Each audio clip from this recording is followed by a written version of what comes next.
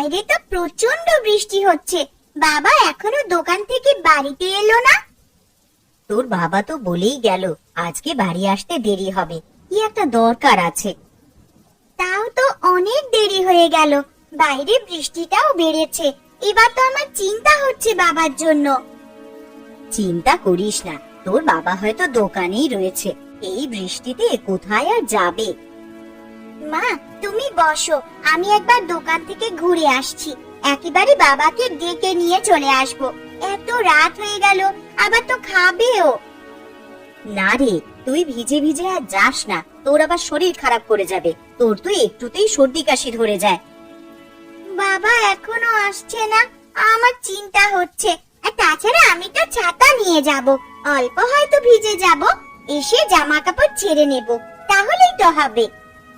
ওরে, তোর বাবা চলে আসবে রে, অনর্থক চিন্তা করিস না, বারণ করছি এই বৃষ্টিতে আর যাস না, আমার আবার চিন্তা বাড়বে। মা তুমি চিন্তা করো না তো, আমি তো ছাতা নিয়েই যাচ্ছি, বাবাকে নিয়েই আসবো, তুমি একটু ধৈর্য ধরে বসো। আমার তো একটা কথাও শুনবি না, আচ্ছা যা, যা পারিস তাই করগে যা। আমি এই যাব আর এই আসবো, বেশিক্ষণ লাগবে না, আমি যাচ্ছি।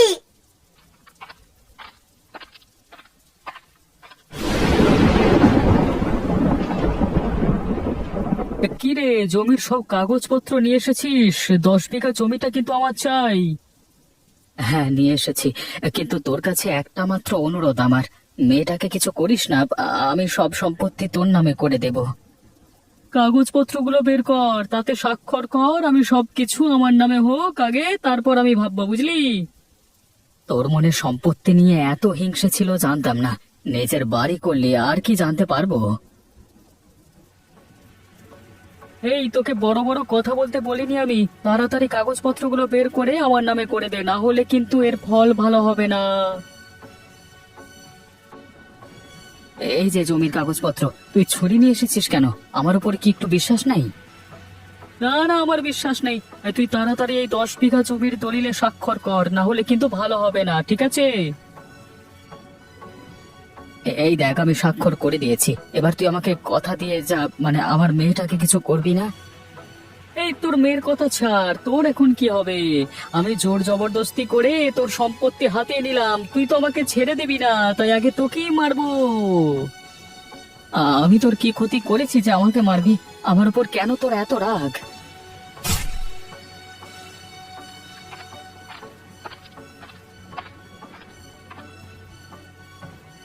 কাকু তুমি বাবাকে মেরে ফেললে?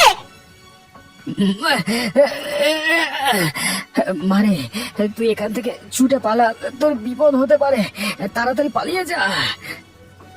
আমি খুন করেছি সেটা দেখে ফেললো, ব্যাপারটা তো ভালো হবে না, একেও মরতে হবে দেখছি। আমি আমি চলে যাই এখান থেকে, না হলে আমার আর রক্ষে নেই।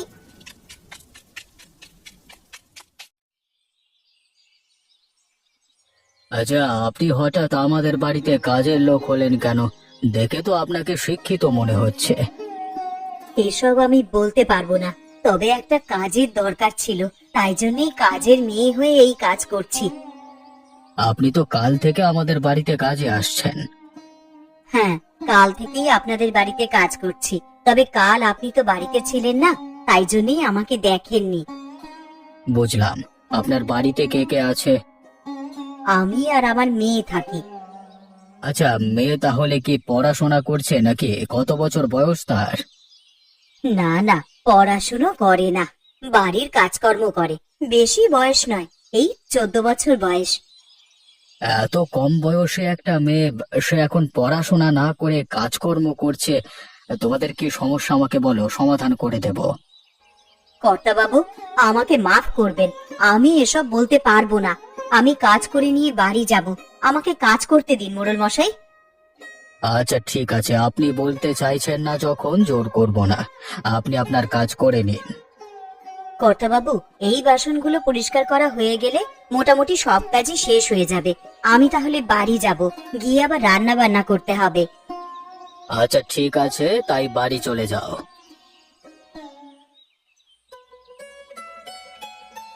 কি গো, এবারে ফসল কেমন হলো? এবার তো ফসল ওঠার সময় হয়ে এলো গো। হ্যাঁ, এবারের ফসল খুব ভালো হয়েছে, কিন্তু বর্ষা ঢুকে গেল, এবার ফসল কাটার অসুবিধে হবে।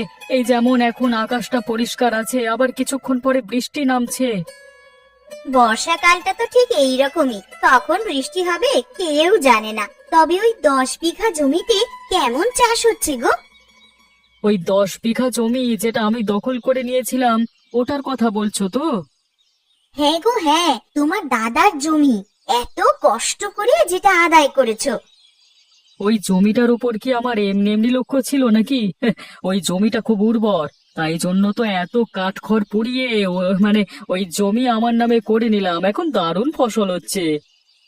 সত্যি ভাবা যায়, তুমি কোথায় ছিলে আর এখন কোথায় এসে দাঁড়িয়েছো। তবে ভয় একটাই, দাদার মেয়ে অর্থাৎ মেঘা যদি সবার সামনে মুখ খোলে তাহলেই আমি শেষ। সকল সন্দেহ আমাকে করে, কিন্তু প্রমাণ নেই তো কিছু করতে পারে না। কতবার মারবার চেষ্টা করলাম, কিন্তু একটা চেষ্টাও সফল হলো না গো। আশা করছি ওরা কাউকে কিছু বলবে না, সব সময় তো ভয়ে ভয়েই থাকি। থাকবে নাই বা কেন, নিজের চোখের সামনে বাবাকে খুন হতে দেখেছি, সাহস করে আর কিছু বলতে যাবে না আশা করছি। কি হলো গো, তুমি আবার উঠে পড়লে কেন? একবার যাব জমির দিকে, দেখি সব কর্মচারীগুলো ঠিকঠাক কাজ করছে কিনা। লক্ষ্য কোটি দিতেই হবে। আচ্ছা ঠিক আছে, তুমি তাহলে যাও, আমি বরং বাড়ির সমস্ত কাজকর্মগুলো করে রাখি। দুপুরে খাওয়ার সময় ফিরে এসো কিন্তু। হ্যাঁ, খাওয়ার সময় আমি চলে আসবো, এখন আসছি বুঝলে।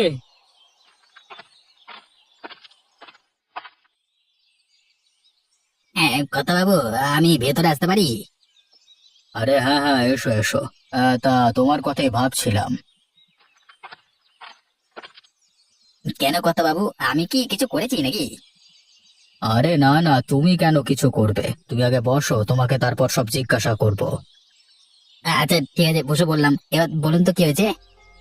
আচ্ছা, আমাদের বাড়িতে যে মহিলা কাজে আসছে, তার স্বামী মারা গেল কি করে? আমি অনেক করে জিজ্ঞেস করলাম আজকে, কিন্তু কিছু বলতে চাইলো না। বলবি বা কি করে, ওদের তো ভয় দেখিয়ে রেখে দিয়েছে। কি বলছো কি তুমি? আমার গ্রামে কে ভয় দেখিয়ে রেখে দিয়েছে? আমি তো সব কিছুই জানি না। এই ঘটনাটা হচ্ছে প্রায় 3 বছর আগেকার। তখন আপনি এই গ্রামের মোড়ল মশাই ছিলেন না, অন্য একজন ছিলেন। ওনার স্বামীর নাম ছিল মোহিত। তার ভাই রতন সম্পত্তির লোভে তাকে খুন করে। কোনো প্রমাণ নেই, কিন্তু সকলেই জানে ও করেছে। তাহলে ওই মহিলা আমাদেরকে বলেনি কেন? আমরা তো কিছু একটা ব্যবস্থা নিতাম। বলবে না, যদি বলে তাহলে ওর মেয়ে মেঘাকে মেরে দেবে রতন, এরকম হুমকি দিয়েছে। তাহলে সব সম্পত্তি লুটে নিয়েছে ওই রতন, তাই জন্য এত কিছু? হ্যাঁ, সব লুটে নিয়েছে। মোহিত দাদার একটা হোটেল ছিল, চিংড়ি পোলাও করতো, শুধুমাত্র ওটা এখনো হাতে নেয়নি। তবে ওই হোটেলও বন্ধ, খুলতে দেয় না। আমার গ্রামে তো এরকম অত্যাচার আমি কিছুতেই সহ্য করব না। আবার খুনও করেছে, তাই শাস্তিও পাইনি। না না, শাস্তি পাইনি। আগের মোড়ল মশাই ওনার সাথে গলায় গলায় ভাব ছিল, তাই জন্য খুন করেও বেঁচে গেছে। কিন্তু আমি এটা হতে দেব না। আজকে বিকেলে যাব একবার ওদের বাড়িতে, দিয়ে সবকিছু ভালোভাবে বলবো।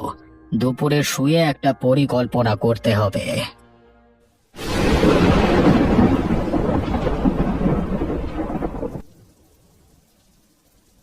মা, তোর আর কতটা বাকি রে? আমার যে শাক রান্না হয়ে গেল, এবার তো খিচুড়িটা বসিয়ে দেব। আমারও প্রায় হয়েই এসেছে মা।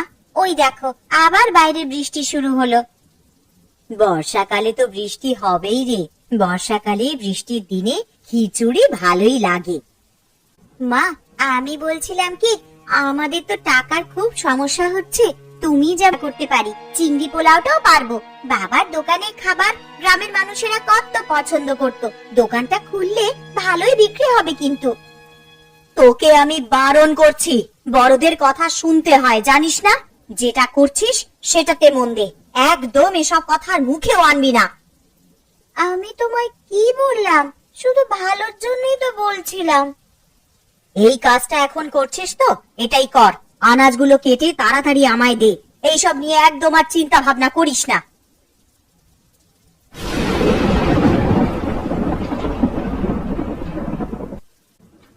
গিন্নি আমি বাড়ি চলে এসেছি। ও বাবা, তুমি যে খাবার বেড়ে বসে রয়েছো। আমি তো ভাবলাম আর একটু আগেই চলে আসবে, তাই জন্যই তো খাবার বের করেই রেখেছি। তুমি তো পুরো বৃষ্টিতে ভিজে গেছো গো। এই পাশে থাকা গামছাটা দিয়ে গা হাত পা গুলো ভালো করে মুছে নাও। হ্যাঁ, আজকে তবু কিছুটা ফসল কাটা হয়ে গেল। দাঁড়িয়ে থেকে কাজ করালে তবেই ভালো কাজ হয়, বুঝলে। আচ্ছা, আগে খেতে বসো, তারপর না হয় বাকি কথা বলবে।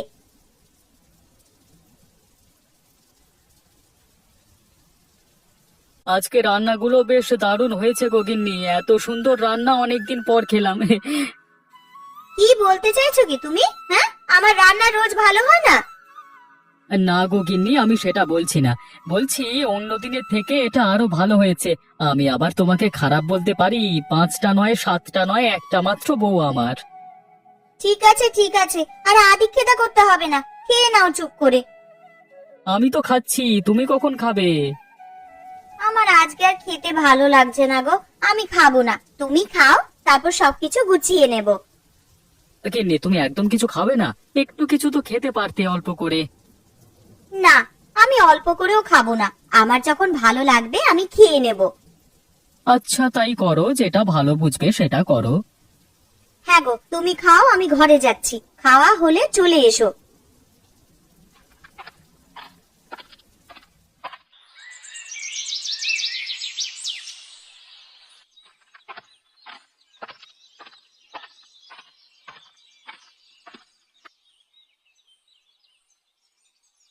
এই যে সুমতি, আপনাকে বলছি, আমি সবকিছু জানতে পেরেছি।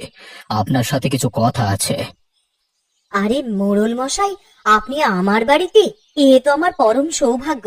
আসুন, ভেতরে এসে বসুন। দিদি, তুমি ভয় পেও না, আমাদের মোড়ল মশাই সবকিছু ঠিক করতে এসেছে। ভেতরে চলো, কথা বলছি। মেঘা, তুইও ভেতরে আয়। আচ্ছা, চলেন তাহলে।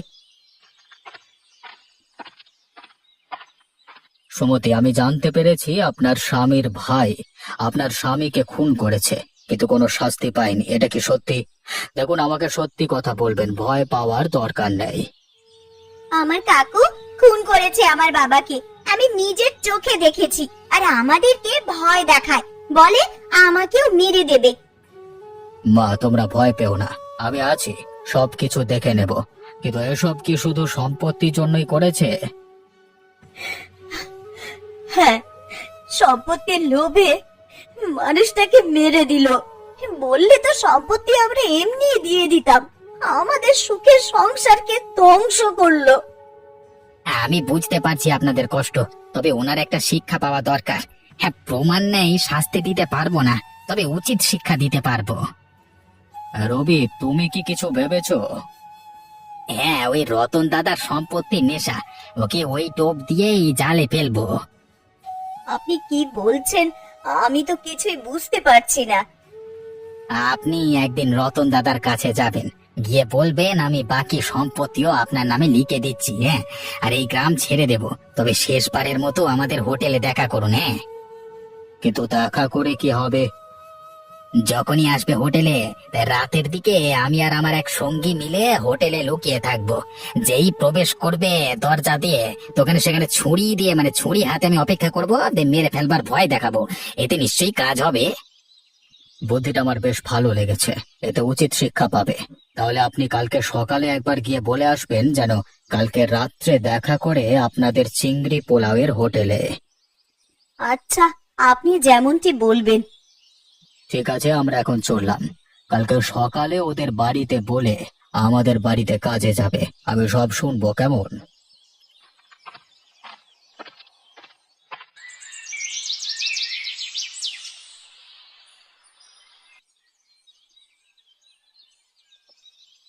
দাদা, বাড়িতে আছেন?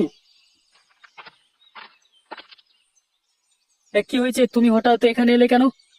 আবার কি কোনো গন্ডগোল পাকিয়েছো নাকি? দেখো, কাউকে কিছু বললে কিন্তু একদম ভালো হবে না। না না দাদা, ওসব কিছু নয়। আমি সব সম্পত্তি আপনাদের নামে করে দিয়ে এই গ্রাম ছেড়ে চলে যেতে চাই, তাই আপনাকে জানাতে এলাম। বাহ, তাহলে কবে দিচ্ছ? আমি একবার আমাদের ওই চিংড়ি পোলাওয়ের হোটেলে যেতে চাই। আজকে রাত্রিবেলায় আপনি ওখানে আসুন, আমি সব কাগজপত্রে স্বাক্ষর করে আপনার নামে সবকিছু করে দেব। আচ্ছা আচ্ছা, ঠিক আছে, ভালোই করেছো। না হলে এমনিতে আমি কেড়েই নিতাম। তাই এসব কথা কেউ যেন জানতে না পারে, তাহলে কিন্তু বিপদ হবে তোমার মেয়ের, তাই না? দাদা, এতদিনে কেউ যখন জানেনি, এর পরেও জানতে পারবে না। আর আমরা তো এই গ্রাম ছেড়ে অনেক দূরেই চলে যাব। ঠিক আছে, এখন যাও, আমি ঠিক সময় পৌঁছে যাব। দেরি যেন না হয়। আর কাগজপত্র ঠিকঠাক করে নিয়ে যাবে, হ্যাঁ? আপনি কিছু চিন্তা করবেন না।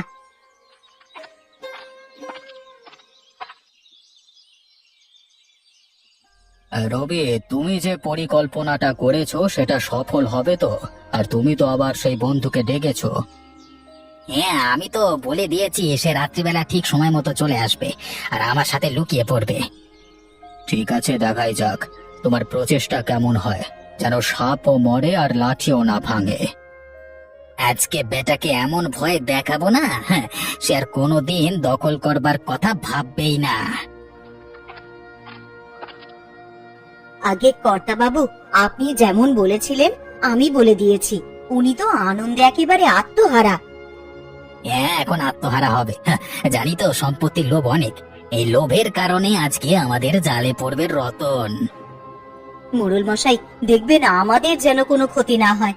ওই লোকটাকে আমার আর বিশ্বাস হয় না, কখন কি করে বসবে। আপনি একদম চিন্তা করবেন না, আপনার পাশে আমরা আছি। এখন যান, গিয়ে কাজকর্মগুলো করে নিন। আচ্ছা কর্তা বাবু, আপনি আমাদের শেষ ভরসা। এরপর না হলে এইরকম ভাবেই দিন কাটাতে হবে। আমরা সকলে তোমার সাথে, ওই বেটা কিচ্ছু করতে পারবে না। তুমি শুধু আমাদের কথা মতো কাজটা করো।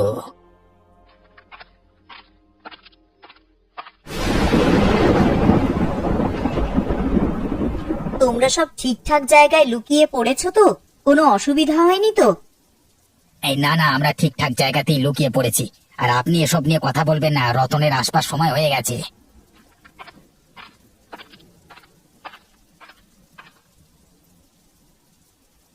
ও বাবা, চলে এসেছো দেখছি। আমিও তো চলে এসেছি। ও, সামনে কাগজপত্রগুলো রেখে দিয়েছো, ভালো ভালো ভালো, ভালো কাজ করেছো। হ্যাঁ, আমি যত তাড়াতাড়ি সম্ভব এই গ্রাম ছাড়তে চাই। এইভাবে বেঁচে থাকতে চাই না আমি। হ্যাঁ, তো চলে যা। তার আগে আমাকে সব দিয়ে যা, তাড়াতাড়ি স্বাক্ষরটা কর। কারা তোমরা? এরকম ভাবে আমার দিকে এগিয়ে এসছো কেন? কারা? তোর সম্পত্তি নেওয়ার খুব ইচ্ছে, এবার দেখ কেমন সম্পত্তি দিই তোকে, মার। তোমরা আমাকে মেরো না। আমি সব সম্পত্তি তোমাদের মনে করে দিয়ে দেবো। আমাকে মেরো না। আজকে তোকে কেউ বাঁচাতে পারবে না, আমাদের হাত থেকে কেউ বাঁচাতে পারবে না রে। সুমতি, তুই আমার সাথে বিশ্বাসঘাতকতা করলি। আমি ভাবিনি তুই এরকম করবি রে। আপনি যদি বিশ্বাসঘাতকতা করতে পারেন, তাহলে তো আমিও পারি। 3 বছর আগের কথা মনে পড়ছে? এইরকমই একদিন রাতে, বাইরে বৃষ্টি হচ্ছে আজকেও, সেই দিনও হয়েছিল। আমার স্বামী তো আপনাকে সমস্ত সম্পত্তি লিখে দিয়েছিল। তাহলে আমার স্বামীকে মারার কি দরকার ছিল? আমাদের সুখের সংসার ধ্বংস করলেন তো। কিরে, এবার উত্তর দে। আমার অনেক বড় ভুল হয়েছে।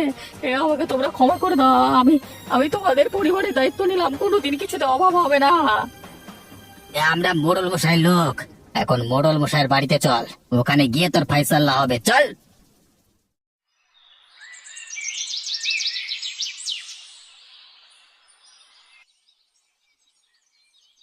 এই মোড়ল মশাই, এই দেখুন ধরে এনেছি, এবার আপনি ফয়সাল্লা করুন, কি করবেন? আচ্ছা রতন, তোমার কি বক্তব্য আছে বলে ফেলো, তারপর আমি ভেবে দেখবো কি করা যায়। মোড়ল মশাই, আমাকে মাফ করে দিন না। অনেক বড় ভুল করেছি তো। আমি তো মোহন দাদার জীবন ফেরত দিতে পারবো না, তবে আমি আমার বৌদিদের দায়িত্ব নেব। কোনোদিন কিছু অসুবিধে তো হতে দেবো না। এসো বাবা, পথে এসো। আচ্ছা ঠিক আছে, আর চিংড়ি পোলায়ের হোটেল খুলতে দেবেন তো? সবকিছু করবে, নিজের ইচ্ছে মতো জীবন যাপন করবে। আমি আর ওদের জীবনে কোনোদিন বাধা সৃষ্টি করব না। মৃত্যু ভয় এরকমই হয়। তখন আমি মোড়ল ছিলাম না, যা ইচ্ছে তাই করে নিয়েছিস।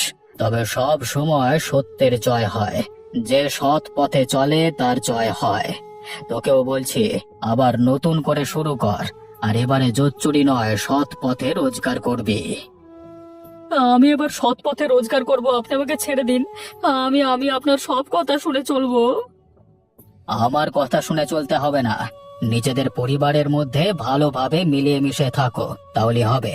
তাই তো সুমতি, তোমার ভাইকে আপন করে নেবে তো? হ্যাঁ, অবশ্যই নেব, কেন নেব না। আর আমি কাল থেকেই চিংড়ি পোলাওয়ের হোটেল শুরু করে দেব। তাহলে আমরা সকলে যাচ্ছি খেতে। কালকে আবার নতুন করে শুরু হবে তোমাদের চিংড়ি পোলাওয়ের হোটেল। খাবেন তো? আপনি আমাদের এত সাহায্য করেছেন, আর আমি আপনাকে সামান্য চিংড়ি পোলাও খাওয়াতে পারবো না?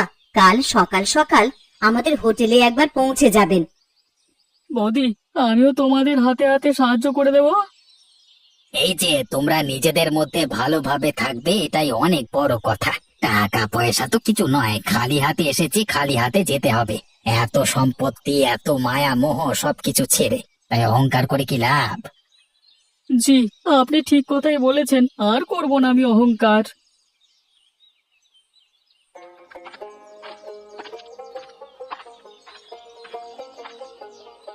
আসুন মোড়ল মশাই, আসুন। আমি আপনারই অপেক্ষা করছিলাম।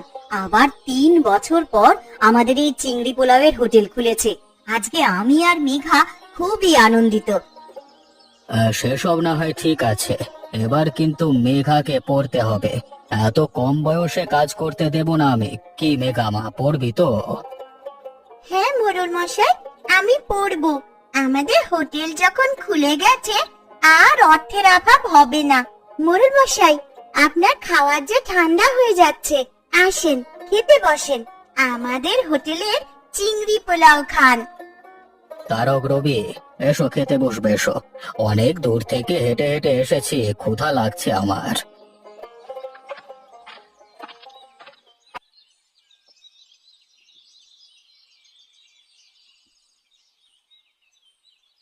আহ, চিংড়ি পোলাওটা কি রান্না হয়েছে!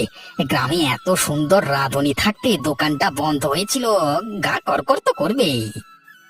তুই ঠিকই বলেছিস রে, চিংড়ি পোলাও আমি অনেক জায়গায় খেয়েছি, তবে এখানে খুব সুন্দর রান্না হয়েছে, যাকে বলে অতুলনীয়। মোড়ল মশাই, আপনার কি ভালো লাগেনি খাবারটা? আপনি চুপ করে খাচ্ছেন। খাবারটা আমার এত সুন্দর লেগেছে যে কিছুই বলতে পারছি না। সত্যি, তোমার মায়ের হাতের রান্না খুব সুন্দর। আর অন্য কি রান্না ভালো হয় জানি না, তবে এই চিংড়ি পোলাও খুব সুন্দর হয়েছে। আচ্ছা মোড়ল মশাই, কি ভাগ্যে সেই বেলায় আর বৃষ্টি হয়নি। বৃষ্টি হলে আর আপনি আসতেই পারতেন না। এবার যেদিন ইচ্ছে হবে বৃষ্টি হলেও চলে আসবো। বৃষ্টির জন্য এরকম খাওয়ার হাতছাড়া করা যাবে না, কি বলো রবি? একদম ঠিক বলেছেন, আমি আপনার সাথে সহমত। যেদিন আসবেন আমাকেও বলবেন, আমিও আসবো। বিধাতা যা করে মঙ্গলের জন্যই করে। সব কিছু দেখো তুমি, তুমিই আমাদের একমাত্র ভরসা।